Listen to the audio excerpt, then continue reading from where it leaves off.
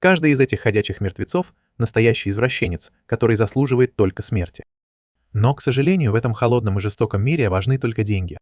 Молодая девушка с черными волосами начинает плакать, не понимая, почему Бог послал ей такой жестокий мир. Но красивая девушка с серебристыми волосами по имени Дайя успокаивает ее, говоря, что она должна выглядеть красиво и не плакать.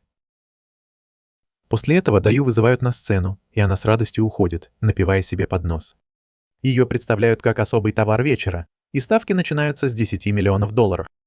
Почти все участники аукциона начинают делать ставки на Даю, потому что все хотят, чтобы у них дома была девушка с серебристыми волосами. Но Дайя просто улыбается и с помощью своей магии сначала создает ключ от наручников. А потом она с помощью магии создает винтовку и начинает стрелять по всем в зале. Начинается хаос, люди разбегаются, а охранники пытаются усмирить девушку. В гримерке девушки в недоумении от внезапного шума, но прежде чем охранник успевает что-то сделать, одна из девушек по имени Тарт, которая притворялась горничной, разбивает бутылку о его голову и вырубает его. Она оборачивается и видит еще 2 охранников, которые стоят в дверях и достают ножи. Тарт решает действовать серьезнее, достает копье из задницы и начинает сражаться с 2 громилами, легко уклоняясь от их атак и побеждая их, а затем забирает ключи. Она бросает ключи другим девушкам и говорит им бежать, а сама быстро направляется в главный зал. Дайя продолжает стрелять во всех, кого видит, и вдруг замечает главную сутенершу, которая организовала аукцион и похитила всех девушек после того, как разрушила их деревню. Она пытается выстрелить в нее, но ее прерывает удар мечом, который она едва успевает отразить винтовкой, но ее сбивают с ног. Она понимает, что у этого охранника тоже есть магические способности. Но прежде чем он успевает снова напасть, появляется Тарт и отгоняет его копьем. Но когда появляются другие охранники, она быстро отталкивает его и достает револьвер, чтобы пристрелить их всех по одному. Дайя и Тарт быстро поднимаются на сцену с оружием, но охранников слишком много, чтобы справиться с ними вдвоем. Дайя решает, что ей нужно использовать мощную магическую атаку, чтобы выбраться отсюда живыми, и просит Тарт отвлечь врагов. Пока она произносит заклинание, Тарт притворяется, что она снова в американской школе и начинает стрелять по врагам. Дайя сосредотачивается на своем заклинании и вскоре пробивает стены особняка, открывая им путь к отступлению. Прямо у особняка на опушке леса Лук, мастер-убийца, целится из снайперской винтовки. Он замечает, что происходит, и понимает, что их догадка была верна, и хозяйка особняка. Та самая злодейка, которая нападает на деревни, сжигает их и забирает всех красивых девушек, которых может найти. Он решает, что у него достаточно улик и готов уничтожить цель. И с помощью своего магического глаза, который позволяет видеть сквозь стены, он делает это. Ему удается выследить хозяйку особняка, которая бегает из комнаты в комнату, пытаясь избежать своей участи, не зная, что ее будущее уже предрешено. Лук нажимает на курок и убивает ее выстрелом в голову. Это возвращает его в прошлую жизнь, когда он был мастером-убийцей на земле и работал со своим помощником, которому было поручено уничтожить банду наркоторговцев. Его меткость не знает себе равных, он убивает бандитов одного за другим, даже если они пытаются спрятаться за машинами. Но после убийства 6 человек он собирает вещи и уходит. Его ученик говорит ему, что они могут прикончить и остальных членов мафии. Но Лук отвечает, что ему было приказано убить только 6, так что его работа выполнена. Девушка пытается возразить, но Лук говорит ей заткнуться и объясняет, что организация хочет заменить только верхушку мафии, и они не должны делать ничего, что им не приказано. Девушка замолкает и садится в машину. Но вдруг Лук замечает в небе беспилотный дрон. Его сердце начинает биться чаще, он запрыгивает в машину и уезжает, говоря девушке, чтобы она приготовилась, потому что за ними скоро начнут охотиться. Как он и ожидал, огромный конвой солдат преследует их на внедорожниках и открывает огонь по убегающей машине, которая тут же загорается. Но Лук успевает выпрыгнуть из машины в последний момент, инсценировав их смерть. Лук перевязывает раненую ногу девушки и говорит ей отдохнуть, потому что они должны отправиться в путь на рассвете. Пытаясь немного поспать, девушка спрашивает Лука, почему он стал убийцей. Лук отвечает, что он родился в этой организации, и они воспитали его, чтобы он стал величайшим убийцей в мире. Они спорят о веганстве или о чем-то еще. И Лук решает показать ей, где ее место на кухне, и направляет пистолет ей в голову. Девушка в шоке, потому что, хотя она и лучшая убийца в своем классе, этот старик смог направить на нее пистолет, и не только это. Лук успел схватить ее собственный пистолет и направить его на нее. Лук сказал ей, что ему удалось забрать у нее пистолет, потому что она ему доверяла, а это очень большой недостаток, ведь Лугу могли приказать убить ее позже, чтобы не оставлять улик. Полностью победив ее, Лук наконец снимает пистолет с ее головы и кладет обратно в карман, а затем ложится спать. Девушка в шоке стоит, достает пистолет из кобуры и направляет его на него. Лук говорит ей просто поспать, но девушка угрожает застрелить его по-настоящему. Лук просто встает и показывает, что уже вытащил все пули из ее пистолета, снова победив ее, а она стоит в шоке, представляя, как будет готовить бутерброды. Позже, тем же утром, они наконец добираются до своего убежища, где он звонит в организацию, которая поздравляет его с последней миссией, и желает ему счастливой пенсии, приказывая немедленно вернуться в Японию. Он достает 2 поддельных паспорта и билет на самолет, с которыми они успешно садятся в самолет. Сидя в кресле, он думает о том, что будет делать со своей жизнью, когда вдруг самолет сильно трясет и сообщают, что его захватили. Лугу это кажется немного странным, поэтому он сразу же бежит в кабину, вырубает стюардессу и открывает дверь, но обнаруживает, что оба пилота мертвы, а управление сломано. Он понимает, что организация, должно быть, хочет избавиться от него, чтобы замести следы. Он улыбается своей судьбе и пытается управлять самолетом. Но организация не рискует и посылает за ними истребитель, который сбивает их в небе, и Лук делает свой последний вздох на земле. Он чувствует себя преданным, когда умирает, но вдруг просыпается в другом мире перед седовласым злодеем, который смеется над ним за то, что он доверился организации, и читает ему лекцию о том, что никому нельзя доверять. Он не понимает, почему эта дрянь играет с ним, поэтому спрашивает, чего она хочет. Богиня говорит ему, что она ответственна за мертвых, и у него сейчас есть 2 варианта. Первый – перевоплотиться на Земле в нового человека без воспоминаний. Или он может выбрать перевоплощение в фантастическом мире со всеми своими воспоминаниями, если пообещает выполнить для нее задание. Лук решает, что с него хватит Земли и веганов, поэтому выбирает фантастический мир и спрашивает, что ему нужно делать. Злодей улыбается и говорит ему, что он должен убить героя, который родится в этом мире. Лук немного шокирован, услышав это, и богиня предлагает ему выпить чаю. Она спрашивает, почему он хочет выбрать фантастический мир, и он отвечает, что на Земле он родился только для того, чтобы быть убийцей. Ему сказали не думать и не чувствовать, а сосредоточиться на убийстве. Но в самом конце, когда он был на грани смерти, он сожалел и злился, что не прожил ту жизнь, которую хотел. Он спрашивает, какого героя ему нужно убить, и богиня решает передать всю информацию об этом новом мире прямо в его мозг. В одно мгновение Лук узнает все об этом новом фантастическом мире, где у людей, кажется, много разных магических и физических способностей, которые на Земле считались бы сверхъестественными. Среди них у героя будет невероятно сильный легендарный набор навыков, из-за которого его будет очень трудно убить. Но Лук понимает, что пока герой довольно хорош и, кажется, делает добрые дела. Он спрашивает, почему она хочет убить героя, и злодей отвечает, что герой будет становиться все сильнее и сильнее, пока однажды не сразится с королем демонов. В этой битве король демонов будет побежден, а герой станет правителем. Но через год или 2 сила героя вскружит ему голову, и он станет таким же безжалостным, как сам король демонов, что приведет к концу этого мира. Она хочет, чтобы он этого не допустил. Лук решает принять это задание, но просит дать ему хороший набор навыков, чтобы его работа была немного проще. Богиня соглашается и дает ему лучшие характеристики, которые могут быть у человека, а также 5 особых навыков вместо одного. Она позволяет ему выбрать навыки, и когда он заканчивает, она говорит ему быть осторожным, потому что, хотя он и превосходит других людей в этом мире, у которых только 1 навык, герой все равно намного сильнее, потому что у него больше 30 навыков. Лук обещает быть осторожным, и его отправляют в другой мир, где он рождается в аристократической семье благородных убийц, с прекрасной матерью по имени Эсри и отцом-мастером-убийцей по имени Сион. Проходит пара лет, и Лук вырастает способным юношей. Каждое утро он ходит на охоту и научился лучше всего убивать дичь выстрелом в голову, прежде чем жертва поймет, что на нее охотятся. Так мясо получается вкуснее. Он успешно приносит еще одного кролика и чистит его, прежде чем попробовать что-то новое. Его мама жалуется, что ей не хватает еды для него. Но он говорит ей заткнуться, потому что собирается приготовить что-то, что понравится даже Гордону Рамзи. Он начинает резать кролика на маленькие кусочки, думая о том, сколько питательных веществ он получит из этой еды. Как настоящий качок, он думает о том, чтобы использовать мясо кролика в качестве основного источника белка, потому что в нем мало жира. Но из-за его специфического вкуса оно не очень вкусное. Чтобы исправить это, он добавляет кучу трав и сушеных грибов, а затем кладет все в скороварку. Пока все готовится, он начинает делать соус бешамель, который он научился готовить, притворяясь участником шоу «Мастер-шеф», чтобы подобраться поближе к своей цели.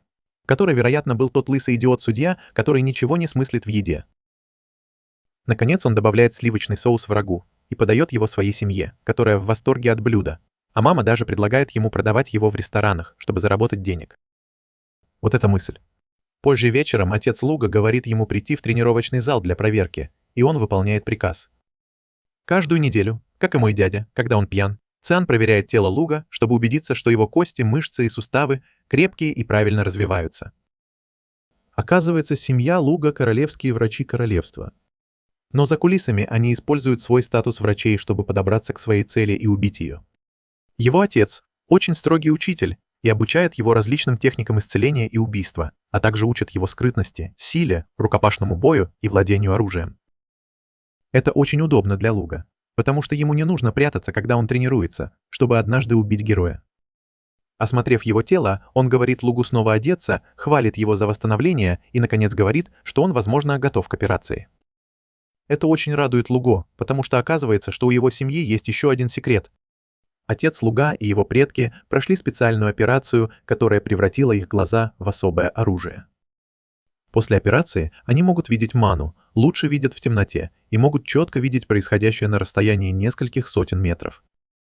Луг ждал этого момента и сразу же согласился на операцию.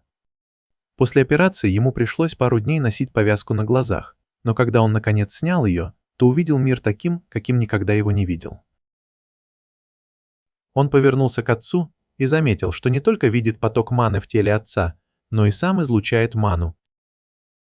Отец сказал ему, что они наконец-то нашли учителя, который может научить его магии, и это очень обрадовало Луга, потому что с тех пор, как он попал в этот мир, он всегда хотел научиться магии.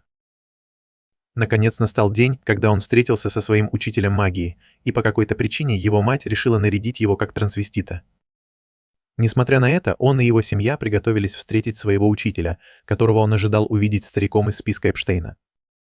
Но поскольку это аниме, его учителем оказалась красивая девушка с серебристыми волосами по имени Дая. Луг не впечатлился и подумал, хороша ли Дая, но она почувствовала это и решила продемонстрировать свою силу. Как одна из 5 лучших магов королевства, устроив неподалеку огромный взрыв. На следующий день Луг официально представился Дае, которая сказала ему, что можно обойтись без формальностей, потому что она всего на 3 года старше его.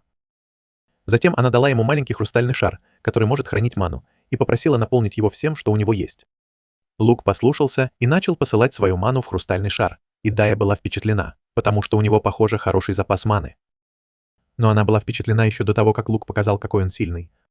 Он увеличил свой запас маны в 1000 раз благодаря постоянным тренировкам и продолжает наполнять маленький хрустальный шар маной, которую он не может вместить. Дая запаниковала, увидев, что шар треснул, и сказала ему бросить его как можно дальше. Луг тут же подбросил шар высоко в небо, спасая свой семейный особняк от взрыва за считанные секунды. Мощный взрыв сотряс все на несколько миль вокруг, и Дая теперь в ужасе от способностей своего ученика. Тут прибежали его родители и спросили, что произошло.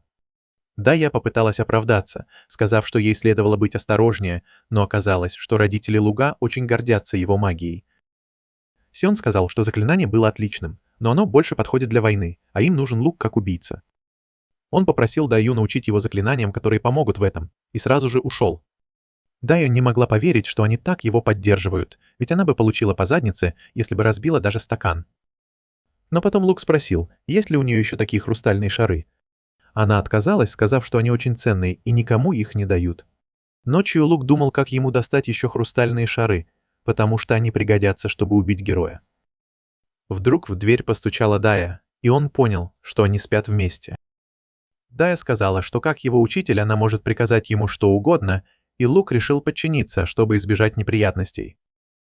На следующий день пришло время определить способности Луга, и Дая попросила его наполнить хрустальный шар маной. Она проверила огонь и воду, и у Луга оказались способности к обоим. Дая была очень рада за него, потому что люди с 2 стихиями встречаются редко, но он попросил ее проверить и другие стихии. Дая была в шоке, когда обнаружила, что у Луга есть все 4 основные стихии, но она была рада, что у нее такой талантливый ученик. Затем она научила его преобразовывать ману в определенную стихию, начиная с земли. Это включало в себя то, что Луг занимался сексом с Даей, но ему это нравилось. Благодаря ее наставлениям он смог преобразовать свою ману в стихию земли, и тут в его голове внезапно появилось заклинание. Дая сказала, что это первое заклинание, которое Бог послал ему в голову после того, как он открыл свою магию. Он не знал, как читать слова, которые появились у него в голове, поэтому Дая показала ему на примере, и он смог повторить за ней с первого раза. Он продолжал тренироваться, пока не освоил заклинание, и Дая была очень рада за него. Она сказала, что чем больше он будет тренироваться, тем больше заклинаний Бог будет посылать ему в голову. Но Лук попросил ее записать заклинания, которые она знает, чтобы он мог попробовать их использовать. Дайя была заинтригована этой идеей, и когда она записала заклинание для создания железа, Лук смог идеально его использовать, даже без помощи Бога. Она не могла поверить, что никогда об этом не думала. А Лук подумал, что в этом мире должно быть есть какой-то механизм, который не позволяет людям думать, что они могут это сделать. Но он не знал, что означают слова заклинаний, и мог произносить их только так, как учила его Дайя, что было не очень эффективно. Поэтому он попросил ее записать все заклинания, которые она знает, чтобы он мог попытаться понять, на каком языке они написаны. Дайя начала записывать заклинания для создания разных заклинаний и нашла в них связь с числами. Лук сразу понял, что числа указывают на физические свойства, например, температуру плавления металлов, и объяснил это Дайо.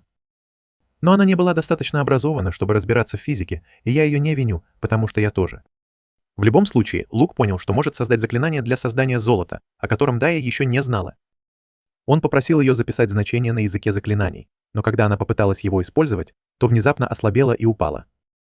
Тогда Лук сам попробовал использовать заклинание и, к своему удивлению, смог без проблем создать золотой слиток.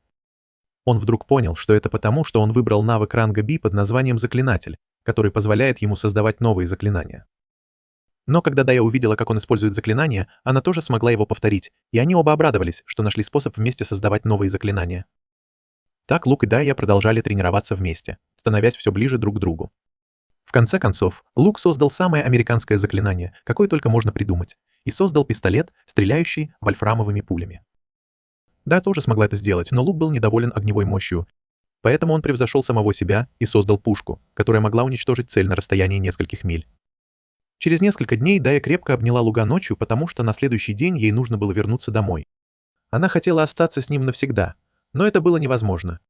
Вместо этого Лук подарил ей красивый нож из титанового сплава на память, а Дайя в ответ подарила ему один из редких хрустальных шаров.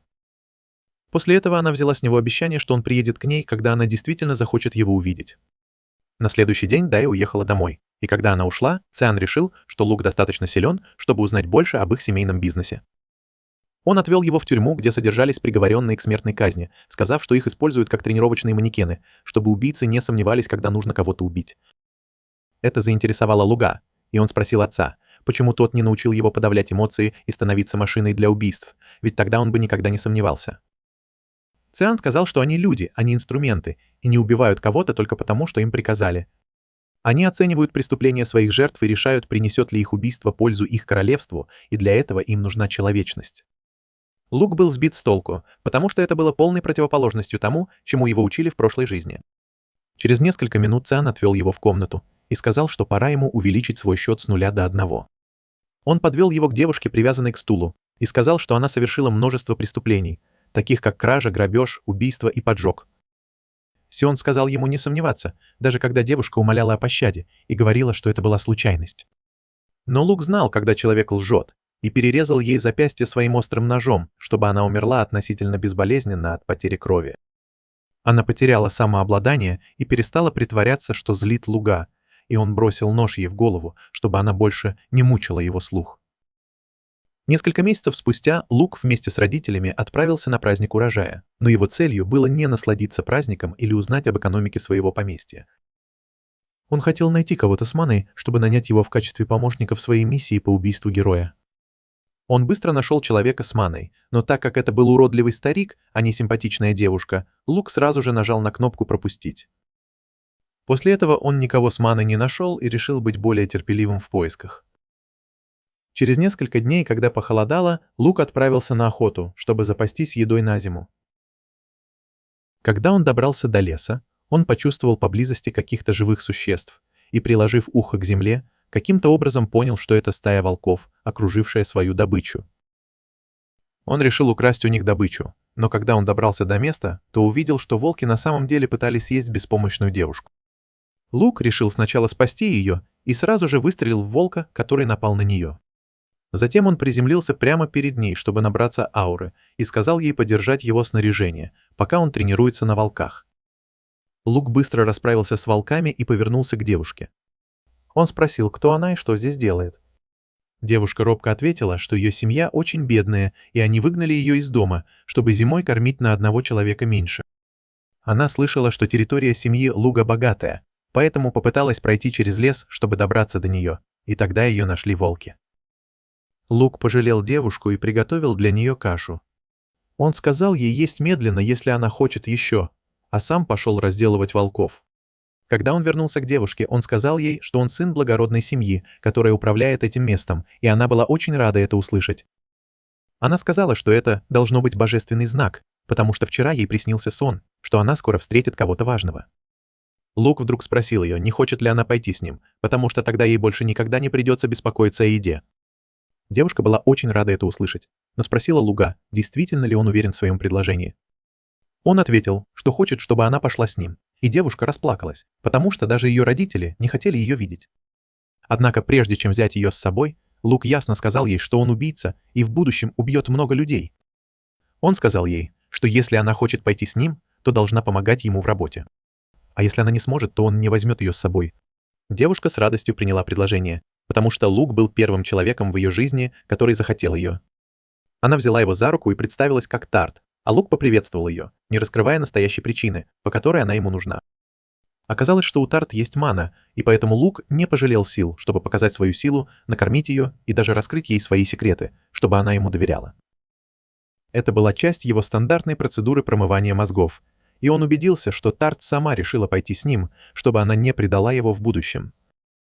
Через 2 года Тарт стала помощницей Луга, помогая ему не только в работе, но и в повседневной жизни. Под руководством Луга она стала отличным убийцей, но единственное оружие, которым она хорошо владеет, это копье. Луг знает, что копье не идеальное оружие для убийцы, потому что его нельзя спрятать, но он все равно хочет, чтобы она стала лучше. Однажды ночью он застал ее за тренировкой с ножом, и Тарт извинилась за то, что пришла в тренировочный зал без его разрешения. Она сказала, что хотела быть ему полезной, но Лук велел ей остановиться. Тарт запаниковала, думая, что Лук выгонит ее, как ее семья, но вместо этого он создал складное копье с помощью своей магии и сказал ей использовать его. Когда Тарт использовала нож, она смогла уничтожить тренировочные манекены, и даже Лук был впечатлен ее мастерством и сосредоточенностью. Через несколько недель Лук и Тарт пошли на рынок, и все там были в долгу перед Лугом. Он помогал им, предлагая новые виды удобрений для их посевов и используя свою магию, чтобы обеспечить их водой во время засухи. Люди дарили ему свою продукцию, и к тому времени, когда Лук вернулся домой, в его повозке было больше еды, чем он мог съесть до того, как она испортится. Тарт похвалила его, сказав, что он делает все возможное, чтобы помочь своим подданным, но Лук ответил, что помогать им в повседневной жизни – его долг как дворянина. Он сказал ей, что просто защищать их от монстров и бандитов недостаточно, чтобы завоевать их сердца, поэтому он должен делать и это. Тарт была впечатлена им, потому что дворянин из ее родного региона был жадным ублюдком и совсем не заботился о своих людях. Позже, той же ночью, Лук спрятал несколько магических хрустальных шаров в свой тайник. Он изучил хрустальный шар, который оставила ему Диа, и нашел способ производить их самостоятельно. Теперь у него 1000 таких хрустальных шаров, наполненных магией, на случай, если ему понадобится использовать их в качестве оружия. В этот момент в его комнату вошла Тарт и сказала, что его отец позвал его в тренировочный зал. Когда Лук пришел в тренировочный зал, Циан сразу перешел к делу и спросил его о Тарт. Лук ответил, что она стала достаточно опытной, чтобы выполнять небольшие задания самостоятельно. Но это не то, что интересовало Циана. Лук понял, о чем он спрашивает, и сказал, что она не шпионка, посланная другой дворянской семьей, чтобы украсть их технологии. Он заверил отца, что внимательно следит за ней, и по ее поведению видно, что она ни в чем не лжет. Что же, Сион был рад это слышать, потому что если бы Тарт была шпионкой, им пришлось бы ее убить. Но это было бы обидно, потому что очень редко можно встретить обычных людей с маной. Он все еще думает, что в том, как Лук и Тарт встретились, было слишком много совпадений. Но теперь он верит, что это было чудо, которое свело их вместе. После этого Сион сказал Лугу, что позвал его сюда для следующего тренировочного упражнения, которое также является особым испытанием. Он сказал, что если он пройдет это испытание и еще одно после него, то закончит обучение и станет полноценным убийцей, готовым выполнять задания. Луг с радостью согласился на задание, которое оказалось тренировкой между отцом и сыном, когда они били друг друга. Они оба отправились в лес, чтобы сражаться как убийцы, и Луг понял, что тот, кто найдет другого первым, получит большое преимущество. Он сразу же проиграл своему отцу, потому что Циан заметил его и выстрелил в него, прежде чем он успел его заметить. Луг побежал прочь, оглядываясь в поисках источника стрел. Он быстро нашел отца и метнул в него нож, но тот легко его заблокировал. Затем Луг пригнулся, чтобы атаковать его, уклонившись от первого удара отца. Но когда он попытался напасть на него, Циан сломал ему колено. Лугу каким-то образом удалось ударить его и убежать, и благодаря своей исцеляющей магии он быстро восстановил ногу. Он продолжал прятаться, думая, что он сильнее и быстрее своего отца, и у него есть опыт из прошлой жизни. Но его все равно оттесняли, потому что Циан мог использовать свои магические глаза, чтобы предугадывать его движения. Они не работают как Шаринган, но он может видеть небольшие изменения в его теле, чтобы понять, какой прием он собирается использовать дальше. В этот момент он почувствовал, что Циан приближается к нему, и попытался убежать, активировав ловушку. Луг избежал ловушки, но это оказалось отвлекающим маневром, и настоящая атака исходила от Циана, который снова заставил его быть начеку. На этот раз Лугу удалось ударить его ногой, и Циан исчез в лесу. Затем он решил больше сосредоточиться на том, чтобы предугадывать движение отца, а не двигаться самому, и встал возле дерева. Он почувствовал два источника жажды крови, и в этот момент справа в него полетел нож. Луг увернулся, но увидел, что нож летит слева. Обычно он бы подумал, что отец-убийца целится в его слабое место. Но на этот раз он понял, что это тоже обман, потому что настоящий убийца скрывает свою жажду крови, когда идет на убийство. Луг вовремя отбил нож, когда отец набросился на него сзади. Циан успел ударить его в плечо, но поскольку Луг приставил нож к его горлу, он признал, что проиграл бой. Позже Циан перевязал рану Луга, немного расстроенный тем, что проиграл своему сыну, который еще даже не достиг половой зрелости. Он подумал, что это хороший знак для будущего их семьи, потому что Луг даже сдерживался во время боя, не используя магию. Луг сказал, что если бы он использовал магию, бой был бы бессмысленным, потому что это не было бы проверкой его навыков как убийцы. Циан понял, что его сын уже вырос, и заявил, что ему больше нечему его учить. Он сказал Лугу, что теперь готов к настоящей работе, и единственное, что ему нужно, это опыт, чтобы стать сильнее. После этого дня Сион начал брать Луга с собой на задания, где они убивали злых и жадных дворян за их серьезные преступления. Хотя их тайная работа заключалась в том, чтобы отнимать жизни, их дневная работа заключалась в том, чтобы спасать жизни. Сиона часто приглашали в дома дворян, потому что он был лучшим врачом в королевстве. И он брал Луга с собой, чтобы тот мог видеть, как много усилий дворяне вкладывают в свою безопасность. Однажды, когда они возвращались из дома пациента, Сион рассказал Лугу о своем последнем тренировочном упражнении и последнем испытании, прежде чем он сможет начать работать самостоятельно. Он сказал ему, что убийцы не всегда входят через заднюю дверь, потому что иногда они маскируются, чтобы войти через главные ворота и убить свою цель, завоевав ее доверие. Луг хорошо знал эту технику и спросил отца, не хочет ли он, чтобы он стал поваром, потому что у него это хорошо получается. Но Циан хотел, чтобы он сыграл роль торговца, потому что дворяне ослабляли бдительность рядом с торговцами, которые могли достать им нужный товар. Он уже придумал для Луга надежную фальшивую личность – Элига Балора, сына известного торговца. Глава семьи Балор был ему должен, поэтому они согласились на его условия и готовы обучать Луга как торговца в течение следующих 2 лет.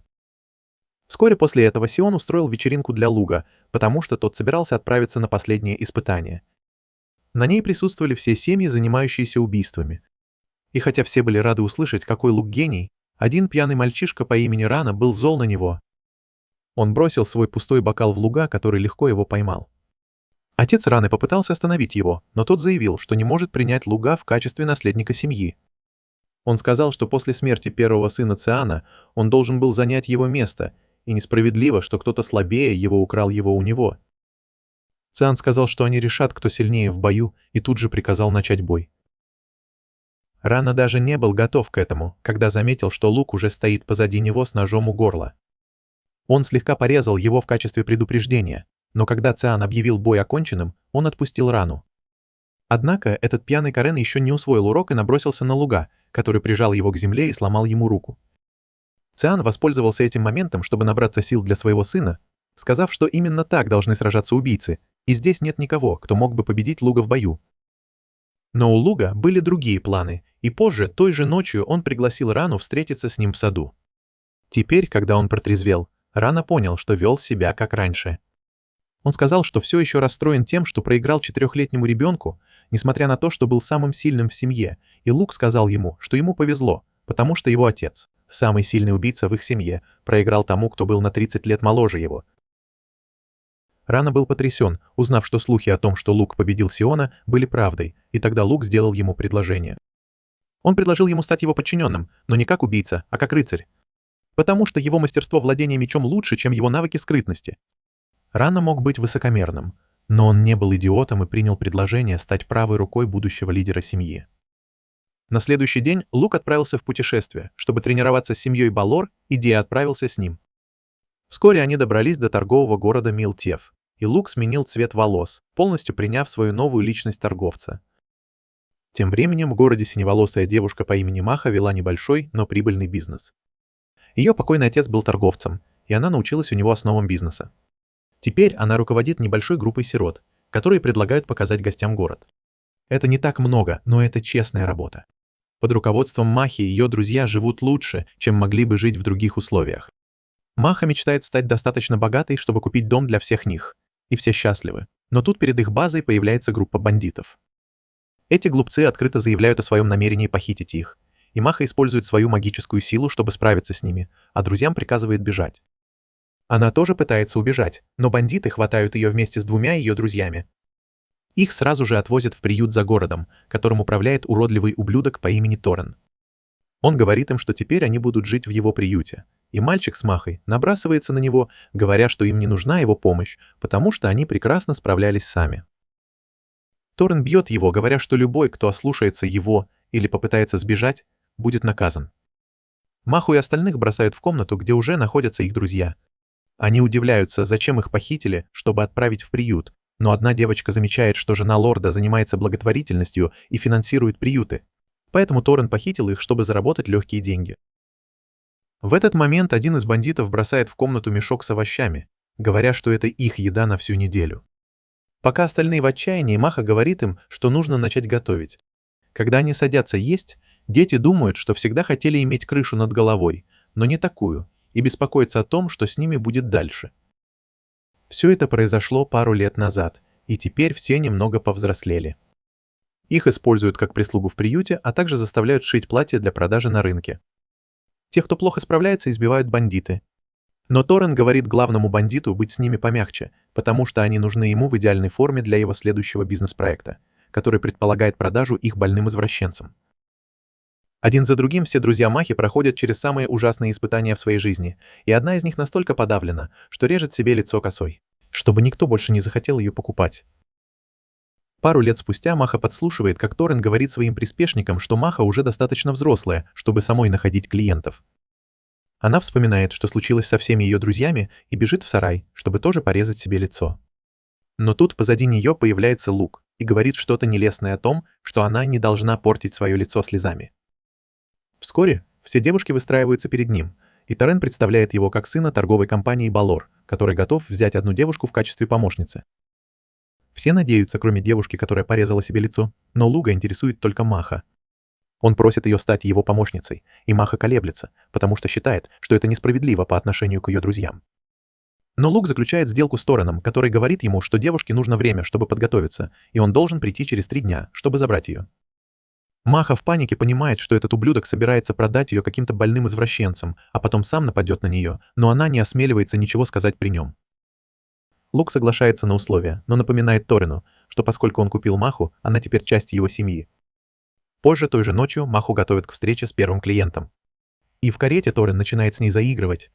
Он говорит, что если бы она пришла на месяц позже, он мог бы получить от нее больше выгоды. Маха думает о Луге и о том, что не хочет, чтобы кто-то ее осквернил, прежде чем она пойдет с ним. Это внезапно пробуждает ее магическую силу, и она отталкивает Торрена, вылезая из кареты. Она бежит в лес, но главарь бандитов догоняет ее, потому что тоже может использовать ману. Маха умоляет его отпустить ее, но он удерживает ее, говоря, что, может быть, на этот раз он сначала насладится ею. Внезапно появляется Лук и отбрасывает извращенца, говоря Махе, что она должна немедленно пойти с ним. Торрен тоже прибегает и говорит Лугу, что сегодня он не может забрать девушку. Но когда Лук заявляет, что не может подвергать свою семью опасности, Торрен приказывает своему приспешнику напасть на него. Бандит бросается на Луга, но тот легко ломает ему руку. Затем Торрен нападает на него, и Лук тоже легко его побеждает, но вместо того, чтобы убить, решает сдать его властям. С другой стороны, Тарта притворяется Махой и приходит в дом Криба, но за ней следуют охранники, которые арестовывают парня. На следующее утро Торрена и всю его банду арестовывают, и девушки снова могут жить свободно. Лук даже исцеляет лицо девушки со шрамами в знак благодарности Махе, которая должна оставить своих друзей, чтобы пойти со своим прекрасным принцем. Через несколько дней Лук делает операцию настоящему сыну дома Балор, но запрещает ему кому-либо об этом рассказывать. Глава семьи очень благодарен Лугу и спрашивает, как он может отплатить за это, потому что хорошие торговцы никогда ничего не получают бесплатно. Лук просто просит его позволить ему оставить свою семью в качестве запасного места на случай, если убийство принесет ему слишком много проблем. Мистер Боллар рад это слышать, а потом вдруг вспоминает, что он также закончил оформление документов на усыновление Махи в семью.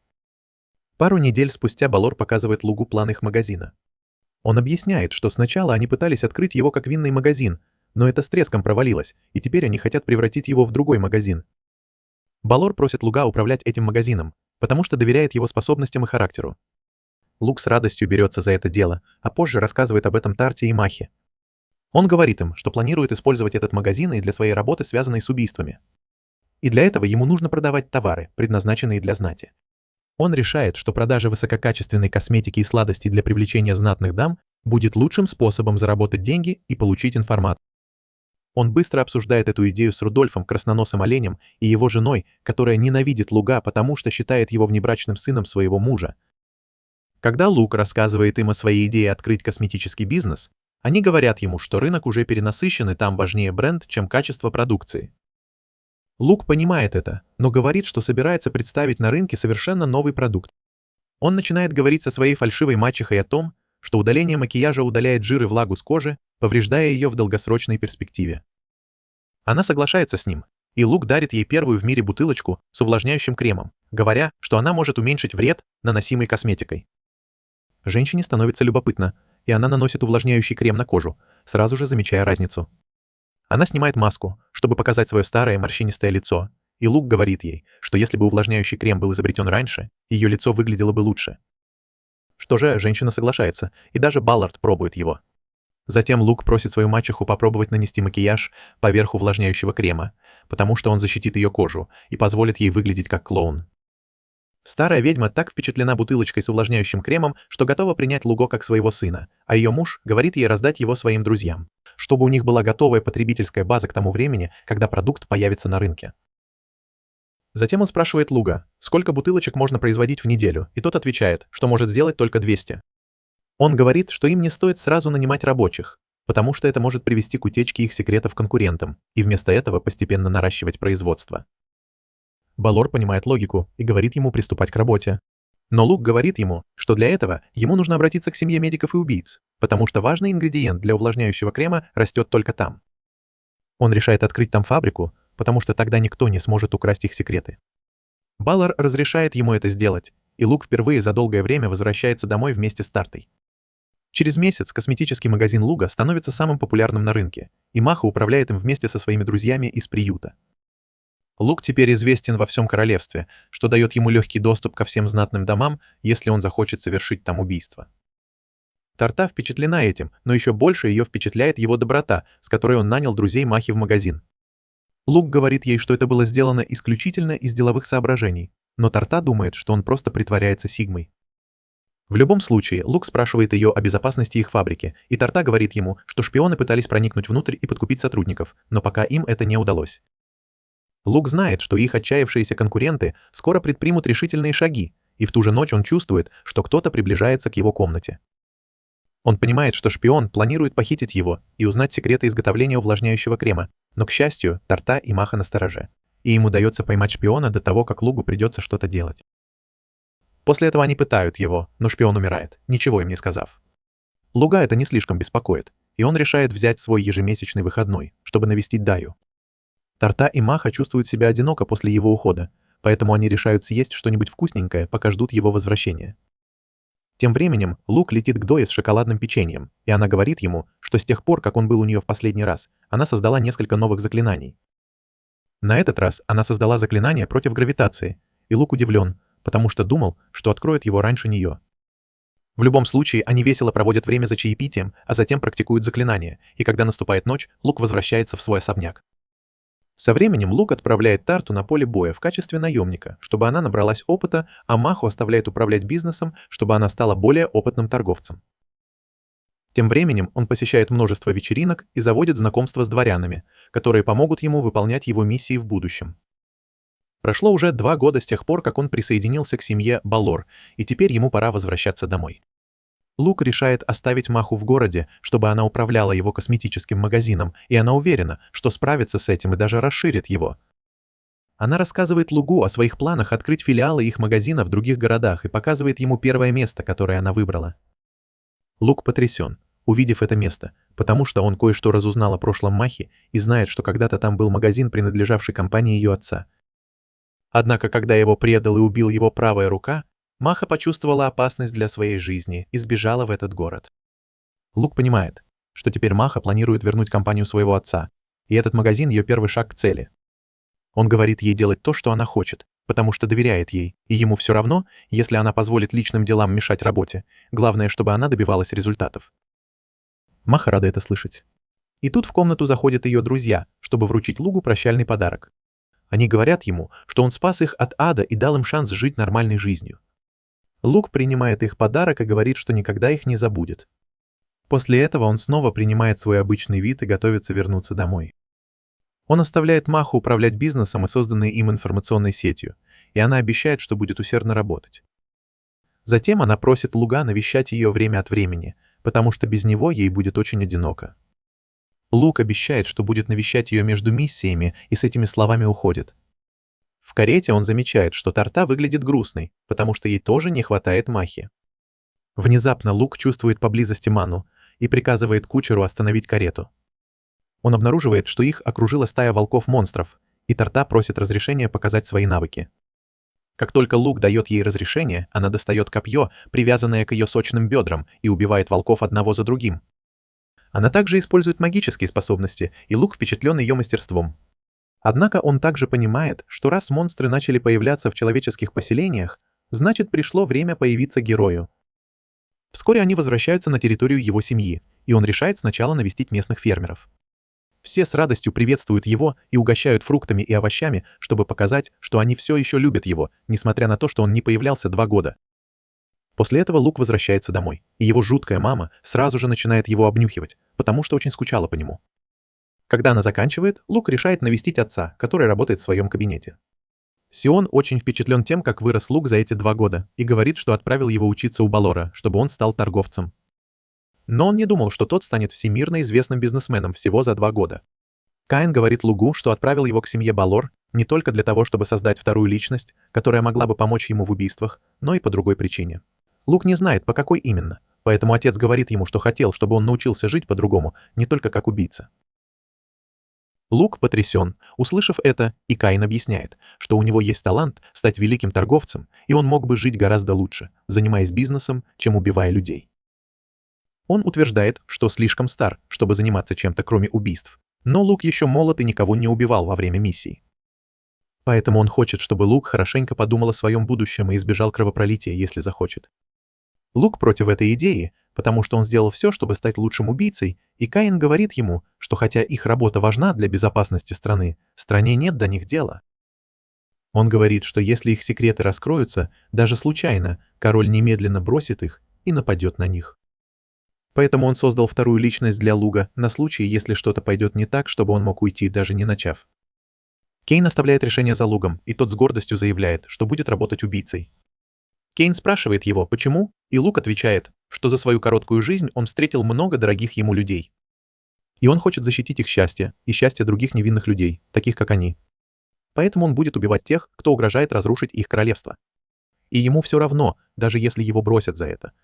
Он говорит, что будет справляться с трудностями по мере их поступления, и если он не сможет быть убийцей, то подумает о том, чтобы стать торговцем навсегда. Каин впечатлен им, и Лук говорит ему, что у него есть еще одна причина, по которой он хочет быть благородным убийцей, а не торговцем. Он говорит, что влюблен в Део и хочет когда-нибудь жениться на ней, для чего ему нужен дворянский титул. Каин смеется над этим, но поддерживает выбор сына. С этими словами он поручает ему его первую настоящую миссию – убить дворянина, который продает военные секреты в обмен на наркотики, и Лук обещает выполнить задание идеально. Однако прежде чем убить дворянина, Лук решает проверить, действительно ли он заслуживает смерти. Он отправляет зашифрованное сообщение Махе, чтобы собрать информацию о нем и организовать его проникновение в его особняк. Поскольку в этом мире нет Wi-Fi, ему приходится отправлять сообщения с голубями, и он решает отдохнуть, пока не получит ответ. Тем временем Эсри начинает приставать к нему с просьбой найти девушку для женитьбы, потому что она хочет поскорее увидеть внуков. Она составила список девушек из благородных семей, но Лук отказался от всех, потому что его не интересуют браки по расчету. Он даже не хочет говорить об этом с матерью, поэтому оставляет это Тарте, которая говорит, что Лук слишком молод, чтобы жениться и заводить детей. Однако, когда Эсри предлагает Тарте стать его матерью, она сразу же меняет свое мнение и говорит, что, возможно, сейчас самое подходящее время для этого. Однако Лук холодно отмахивается от матери и Тарты, говоря им, чтобы они перестали беспокоить его такими глупостями. Позже, той же ночью, он переодевается в торговца, чтобы проникнуть в дом дворянина. Тарта спрашивает его, не стоит ли им подождать отчета Махи. Но Лук говорит ей, что они должны сами посмотреть, что происходит, пока Маха выясняет скрытую правду. На следующее утро они добираются до ближайшего города и находят много раненых солдат. Лук понимает, что они, должно быть, пострадали из-за дворянина, который продал военные секреты. В этот момент к ним подходит девушка, чтобы продать им варенье, и предлагает попробовать его бесплатно. Лук и Тарта сразу же начинают подозревать ее, и когда Лук пробует варенье, он убеждается, что в нем есть наркотики. Он говорит девушке, что у нее еще есть шанс остановиться, а затем разбивает всю ее корзину. Девушка в панике пытается собрать варенье, и тут появляется толпа головорезов, чтобы подраться с Лугом. Лук и Тарта быстро их вырубают, но это всего лишь мелкие торговцы, и он знает, что проблема не исчезнет, даже если они победят еще больше таких же. Затем он обращает внимание на девушку, которая в панике, потому что ей нужны были наркотики для ее зависимой матери.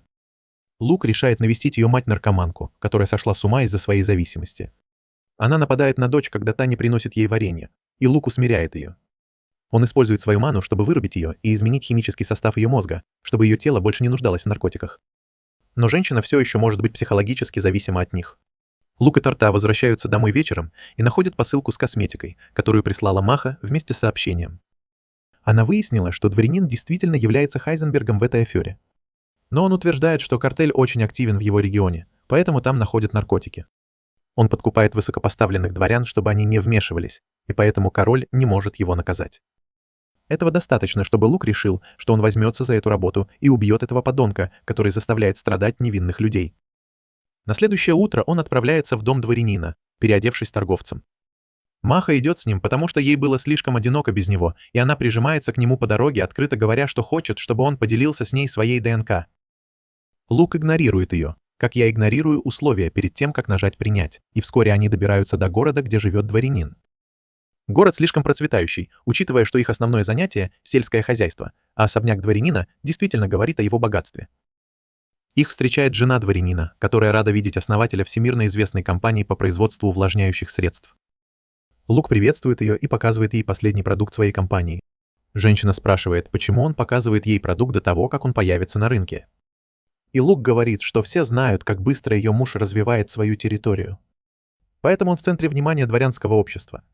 Они хотят, чтобы она рекламировала их новый продукт, чтобы все знатные дамы обратили на него внимание, и женщина польщена этим. Она начинает рассказывать о том, что пару лет назад они были очень бедны, но теперь они действительно богаты. В этот момент появляется ее муж и представляется Лугу. Он благодарен, что выбрал свою жену для тестирования их нового продукта, и Лук понимает, что его цель действительно любит свою жену. В тот вечер дворянин устраивает вечеринку, и Лук и новый флакон с увлажняющим средством привлекают много внимания. Дворянин продолжает говорить о том, как сильно он любит свою жену, и целуется на публике, и Лук немного завидует ему. После нескольких дней сбора информации, о нем Лук находит подходящий момент для удара. Он узнает, что дворянин любит смотреть на Луну перед сном и решает застрелить его издалека, пока тот наслаждается своим маленьким ритуалом.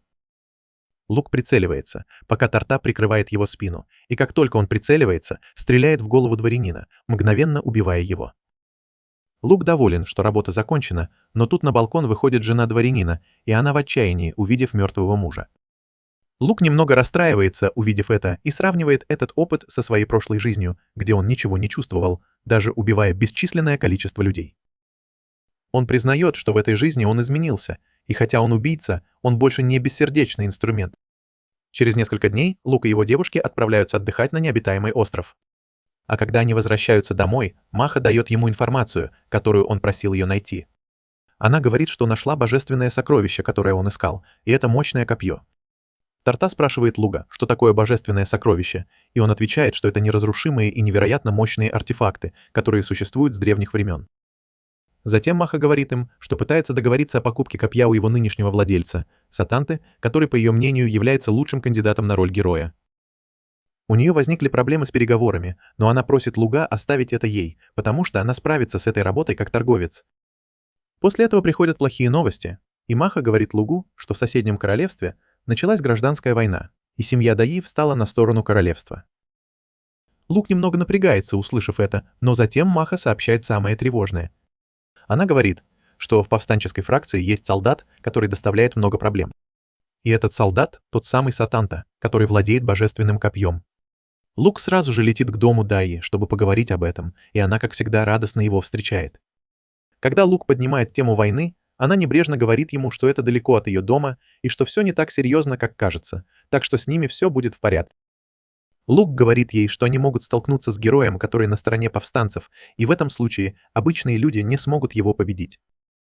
Он рассказывает Дайо о своей тайной личности торговца и говорит, что может использовать свою силу, чтобы вывести ее и всю ее семью из страны, пока они не оказались в опасности. Однако Дайя злится на это и говорит ему, что она гордая дворянка этого королевства и должна выполнять свой долг, защищая его. Затем она быстро приходит в себя и спрашивает Луга, как он покрасил волосы. Он пытается сказать ей, что сейчас не время для этого, но Дайя его совсем не слушает.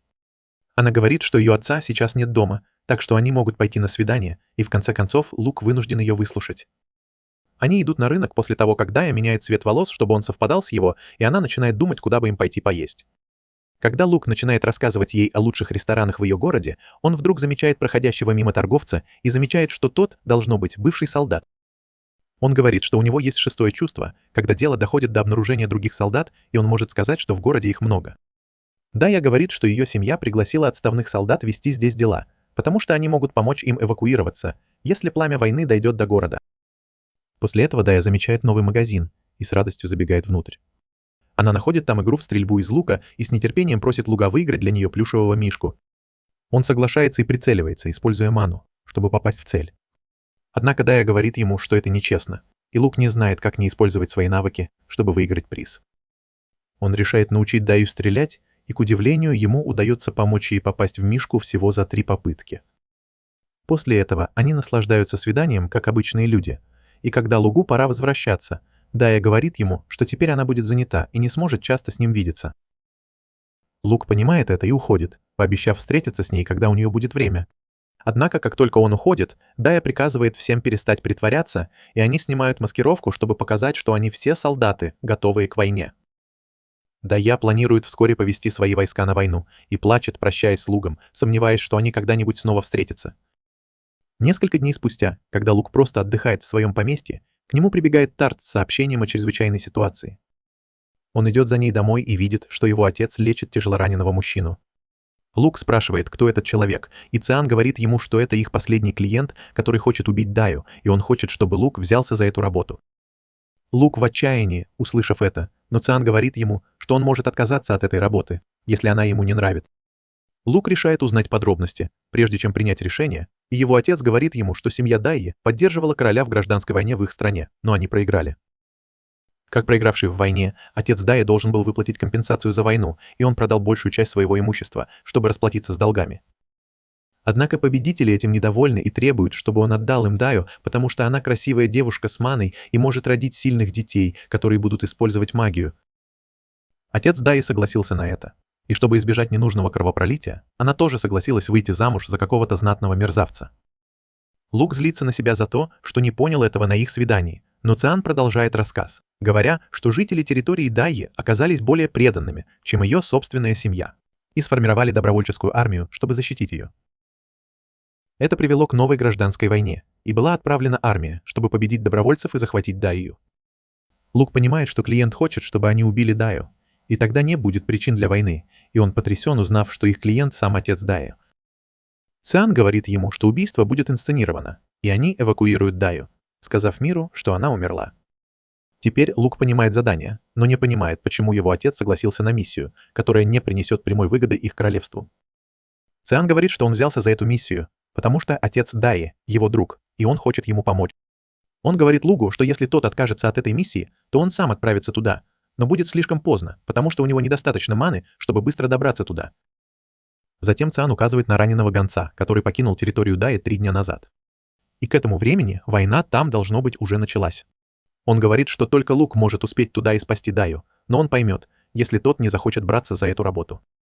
Лук знает, что как наемный убийца он должен отказаться от этой работы, но поскольку это касается женщины, которую он любит, он готов рискнуть всем. Он говорит отцу, что спасет Даю, и тот рад это слышать. Он говорит, что когда-то тоже нарушил их семейный кодекс ради Срина, который по совпадению из той же семьи, что и Дая. Лук потрясен, услышав это, и Циан говорит ему, что Дая на самом деле его дальняя родственница, и поэтому у них одинаковый цвет волос. Но поскольку они дворяне, для них любое место – Алабама.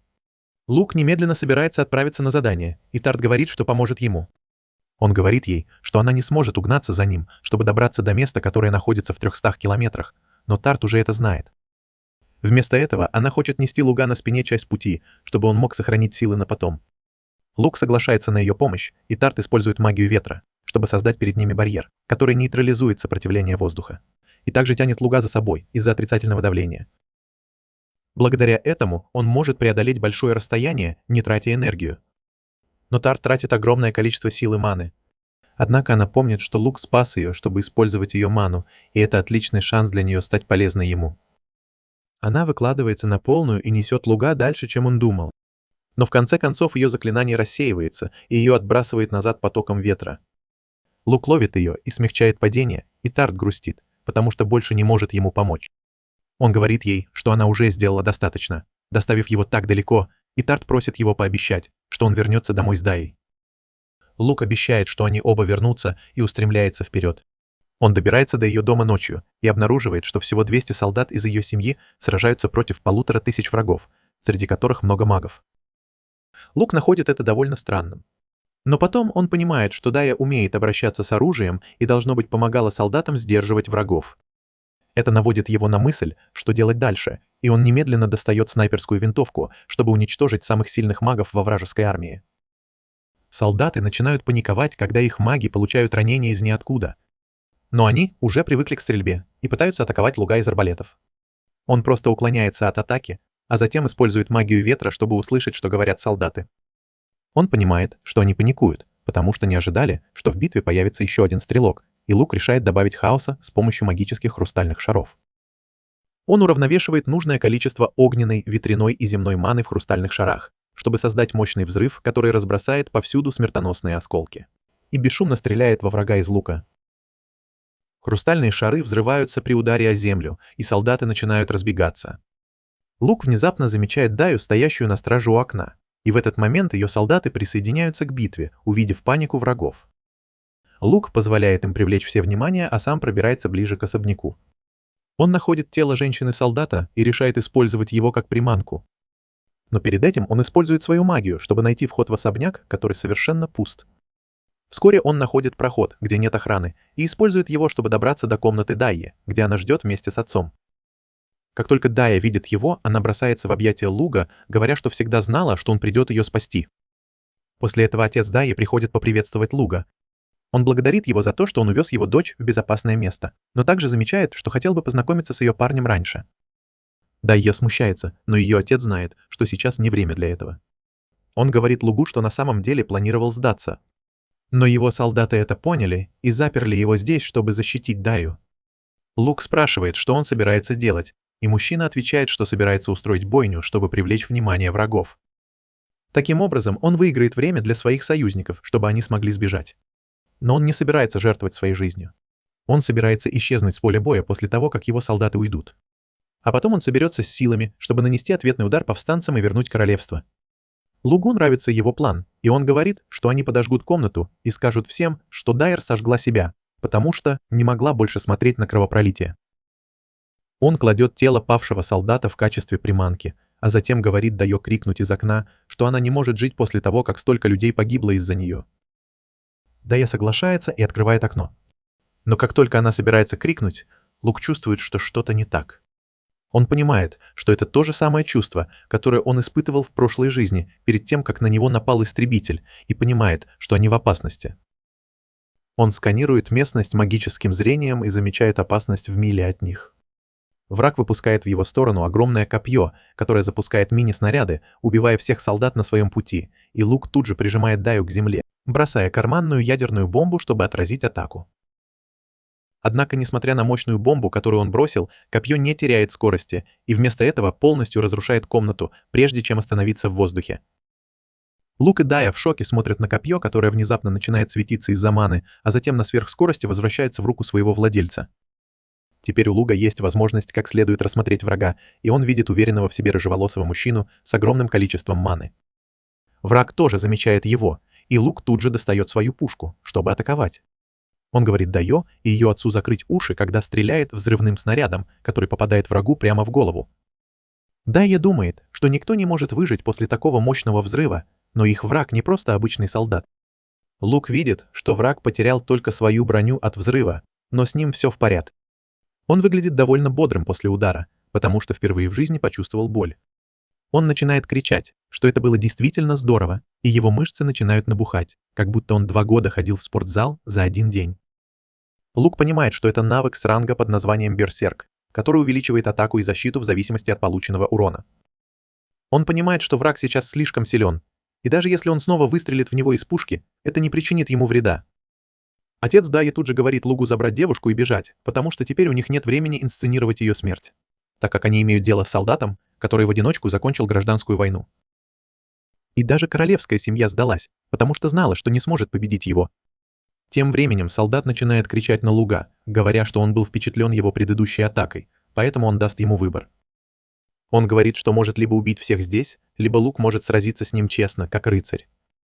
Он обещает, что если Лук победит его в поединке, он немедленно отступит и больше никогда не позволит никому нападать на семью Дайо. Лук удивлен этим, потому что навык Берсерк заставляет людей терять рассудок, но этот парень все еще в полном порядке. Только в этот момент он понимает, что на самом деле столкнулся с героем, и его теория подтверждается, когда рыцарь представляется как Сатанта. Лук понимает, что вся информация, которую Маха дал ему о божественном копье и героя, была верной. Но от этого ему не легче справиться с противником.